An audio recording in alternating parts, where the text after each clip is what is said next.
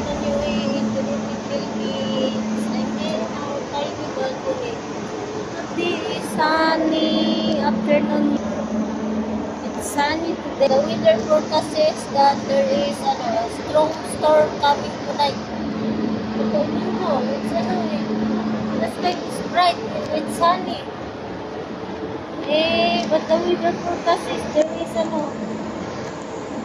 strong storm coming. Anyway guys, happy Thursday.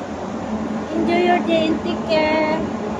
Today, we already received 6 times emergency alert for the missile attack starting 2 a.m. a while ago. Early morning last night. I heard 2 times emergency alert and then 6 o'clock, 8 o'clock, tapos 10 o'clock, 11 o'clock.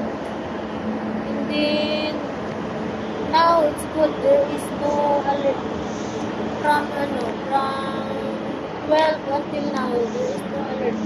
But this morning, 6 times I received 6 times alert for the missile attack. Anyway, guys, take good care and I hope everyone is okay out of danger and always strong and healthy. Bye. Almost weekend again. And see you later.